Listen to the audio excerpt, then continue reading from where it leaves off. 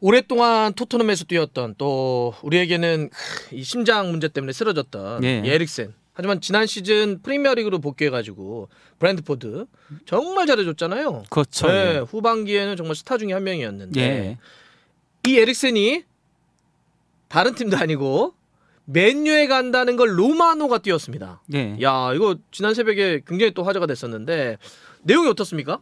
그러니까 뭐 로마노 내용에 따르면은 그러니까 뭐 에릭센하고 맨유하고 3년 계약을 체결하기로 했다라고 얘기하고 그러니까 브랜트포드하고 맨유하고 마지막에 이제 오퍼를 했다라고 하더라고요. 예, 그런데 이제 에릭센은 맨유를 선택할 것으로 보인다. 예, 그러면서 이제 히어리고를 띄운 거죠. 예, 아직 그러니까 뭐 확정까지는 그 사인하고 그건 남아 있다라고 해요. 그렇죠. 예, 하지만은 어쨌건 간에 히어리고가 떴다는 거는 거의 뭐 이적 가능성이 이제 90% 가까이 된다라는 얘기인 거죠. 그렇죠. 근데 또 이제 48시간 이내에 메디컬을 받을 것이다라고 그렇죠, 하는 게 있는데 예.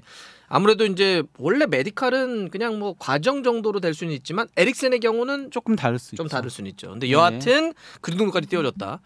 92년생인데 손흥민 선수와 동갑이잖아요. 그렇죠, 예전에 토트넘에서 데스크 라인드였는데 만 30살의 선수에게 3년 제한을 했다는 건 어쨌든 맨유로서도 예.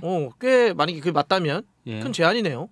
그렇다라고 볼 수 있죠. 그러니까 뭐 에릭센 같은 경우는 그러니까 협상에 있어서의 중요 요소라고 했다라고 하더라고요. 복수 계약을 하고 싶어 했었다라고 에릭센 같은 경우는. 그러니까 이제 나이가 예. 차면 30이 넘으면 그렇죠. 구단은 나이가 있으니까 최대한 짧게 계약하려고. 왜냐하면 문제가 생기면 그냥 계약 끝내려고 그러는 거고 선수 입장에서는 고용을 더 보장해달라, 정년을 더 연장해달라, 길게 계약하고 싶어하죠. 예. 그러니까 뭐 최소 2년 이상의 계약을 에릭센 쪽은 원했다라고 하고, 근데 뭐 이제 오퍼하는 구단들은 기본적으로는 1년 계약 정도로 뭐 얘기들을 했다는 얘기들이 있더라고요. 에릭센은 나이도 있는데다가 아무래도 그 한번 문제가 있었기 때문에 그런 리스크가 있었겠죠. 그러니까 결국 그 3년 계약 제시한 것도 에릭센을 데려올 수 있었던 요소 중에 하나였다라고 볼 수 있는 거죠.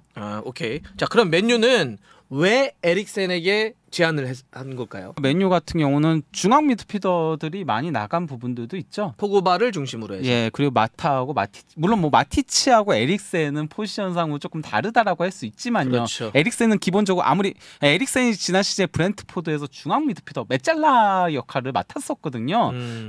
원래 저희가 기억하고 있는 공격형 미드필더가 아닌 메짤라 역할을 맡긴 했었는데 그래도 거기서도 실질적인 공격형 미드필더 역할을 수행하긴 했다라고 봐야 돼요, 에릭센은. 그렇죠. 그리고 포그바도 메짤라의 약간 공격적인 역할. 그리고 마타는 뭐 아예 공격형 미드필더로 뛰는 선수잖아요. 네. 그리고 링가드도 이제 계약 만료잖아요. 그렇죠. 예, 그 링가드도 공격형 미드필더잖아요. 그쪽에 빠지는 선수들이 많죠. 정리해 보면 포그바 어쨌든 그냥 미드필더 총으로 한번 볼게요. 포그바, 마타, 마티치, 링가드 이런 선수들이 이제 나갔고 그러면 대충의 미들에 남는 선수가 부페, 브루노 페르난데스하고 반더빅이 돌아오겠네. 네, 반더빅이 돌아오고 그리고 또 이제 프레드하고 맥토미니 이렇게 4명인 거죠. 근데 좀 약하지? 거기다가 맨유가 항상 그러니까 조금 문제가 발생했던 부분들이 뭐냐면요. 부페를 제외하고는 좀 창의적인 선수가 없다는 거 미드필더 라인에. 그러니까 부페가 거의 혹사를 당하거나 그렇죠, 아니면 부페가 상대가 야 마음 먹고 쟤 잡아 이러면은 뭐 다른 길이 없던 거지. 특히 그 2020-21 시즌부터 유로 2022-21년 여름에 있었잖아요. 그 기간까지의 가장 많은 출전 시간을 기록한 선수 중에 한 명이 바로 브루노 페르난데스였습니다. 맞아. 너무 그래서 뛰었어. 지난 시즌에 어떤 의미에서 부진에 빠졌다라고 할 수 있거든요. 근데 에릭센은 뭐 저희가 창의성 하면 알아주는 선수잖아요. 그럼요. 실제 그 에릭센이 지난 시즌 그 11경기 뛰었잖아요. 브랜트포드에서. 그런데 4도움을 올렸고요. 그 찬스 메이킹도 2.7회로요. 이게 그러니까 맨유 선수들 다 합치더라도 가장 많아요. 경기당 2.7회로. 그리고 그 에릭센이 이제 브랜트포드에서 뉴캐슬전을 기준으로 했을 때는 같은 기간에서 에릭센보다 더 찬스 메이킹이 많은 선수가 데브라이너하고 웨데고로 딱 2명밖에 없어요. 프리미어리그에서. 프리미어리그 전체로 따져도. 근데 심지어 제가 아까 에릭센은 메짤라로 뛰었다고 했잖아요. 그럼에도 그랬다는 거죠. 그러니까 어쨌든 맨유 입장에서는 부페와 로테를 하건 아니면 부페와 공존을 하건 간에 좀 더 다른 어떤 미드필더에서 활로를 열어줄 수 있는 굉장히 좋은 옵션에 대한 생각이 있었기 때문에 에릭센을 영입하려고 하는 것이다. 좋습니다. 자, 그런데 왜 토트넘 팬들은 지금 이 소식에 저희 지금 김 실장도 그렇고요. 뱀 이모티콘을 상당히 많이 이건 현지에서 붙이는 거예요. 네. 현재 토트넘 팬들이 이 소식에 뱀의 표시를 되게 많이 붙이고 있어요. 네. 이모티콘을. 이게 무슨 뜻이죠? 저는 그러니까 그거는 토트넘도 어쨌건 간에 에릭센 영입 경쟁에 뛰어들긴 했었잖아요. 창의적인 미드필더가 필요했기 때문에. 그런데 이거는 그러니까 현지 보도들에 따르면 특히 이제 뭐 디 애슬레틱 기자인 샘리 같은 좀 정통한 기자들이 이런 얘기를 하고 있어요. 에릭센이 본인의 계약 조건으로 내세웠던 게 주급 20만 파운드, 계약금 1,000만 파운드. 왜냐면 보스만이니까 그러면 계약금을 조금 떼달라. 이적료가 없으니. 예, 그렇게 했다라고 해요. 그래서 아까 제가 그 맨유하고 브렌트포드가 이제 마지막에 했다라고 했잖아요. 그런 너무 고주급을 원하고 있고 또 계약금도 많이 원하고 있으니까 그래서 이제 토트넘이 빠졌다라는 얘기들이 있거든요. 그런데 이거는 그렇게 뭐 정통한 언론대에서 나오는 건 아니고 뭐 데일리스타라던가 이런 데에서 에릭센이 실제로는 맨유하고 15만 파운드에 계약을 했다라고 해요. 그러니까 처음에는 제 정리해볼게요. 20만 파운드 주급, 그다음에 계약금 쪽으로 어차피 이적료가 없으니까 선수에게 한 1,000만 파운드 달라 했는데 그래서 토트넘이 이건 너무 비싸지. 야 지금 주급 그렇게 주는 선수가 별로 없는데 그래서 안 했는데 알고 봤더니 더 싸게 맨유랑 계약을 했다. 네.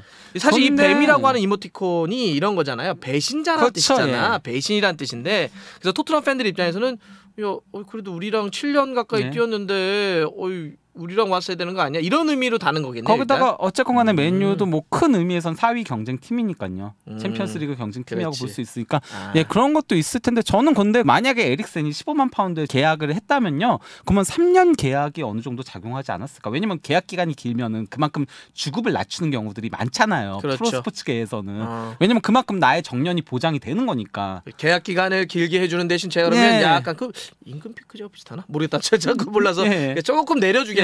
저는 그래서 그것 때문에 15만 파운드가 된 게 아닐까 싶은 생각이 들긴 해요. 만약에 그게 사실이라면은.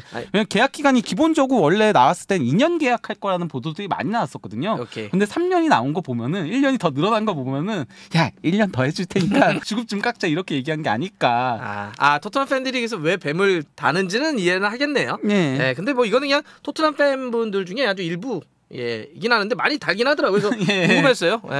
자, 어떻게 에릭센이 맨유와 최종적으로 메디컬까지 다 통과해서 뛰게 된다면 잘 할까요? 그러니까 일단 뭐 테나우 감독하고는 굉장히 잘 맞을 것 같아요. 이 선수도 아약스 출신이잖아요. 그러니까 아약스식 축구를 누구보다도 잘 아는 선수고요.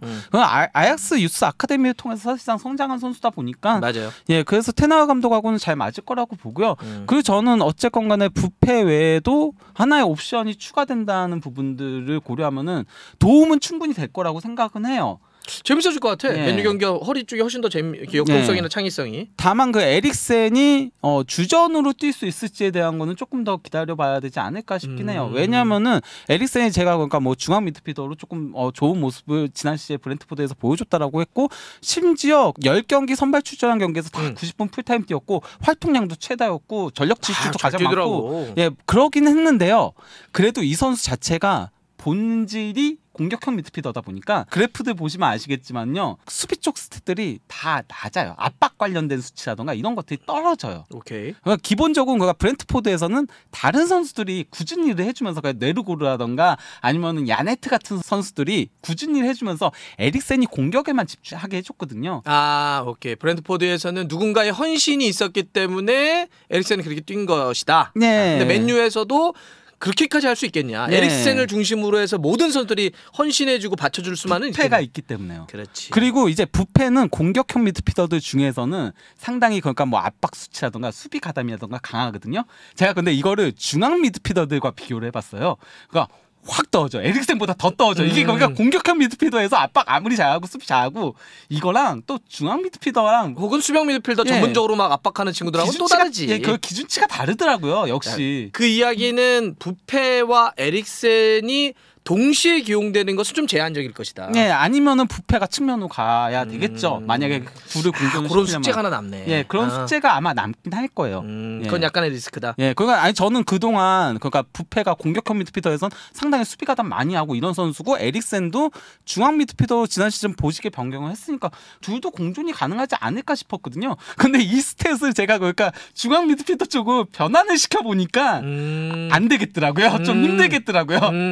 뭔지 예. 알 것 같아. 예. 그렇죠. 그래서 그러면 정말 둘을 동시에 기용을 하면 미드필더 한 명 정도를 수비적으로 기용할 수 있는데 그럼 그 걔는 죽지. 예, 힘들어가지고. 아니면 아예 수비에 특화된 선수, 비수마 같은 선수를 그렇지. 아예 그냥 세워야 때려 박는 예. 선수가 한 명 있어야 되는데. 자, 좋습니다. 그래서 근데 테나 감독의 스타일을 고려하면은 그러진 후방에서도 않겠지. 빌드업을 그렇지. 중시. 그래서 대용 영입하려고 하고 이런 것들이 있을 거 아니에요. 근데 만약에 대용이 영입 되면 만약에 에릭센, 부페, 프랭키 대용 이건 정말 말이 안 되는구나. 그림이 일단 뭐 이렇게 세울 수 있을까? 그렇게 세우려면 이제 막판에 뭐 공격 강화하거나 아니면 부패를 측면으로 돌리고. 아니 그러니까 그건 뭐 막판은 다 그렇게도 쓸 수 있는데 처음부터 선발로 이렇게 기용되는 건 정말 중원 3명도 고정은 힘들겠죠. 예. 네. 자, 좋습니다. 뭐 이런 거는 이제 확정도 되면 예. 근데 맨유가 만약에 되긴 하면 전 경기는 좀 재밌어질 것 같아요. 네. 좋습니다.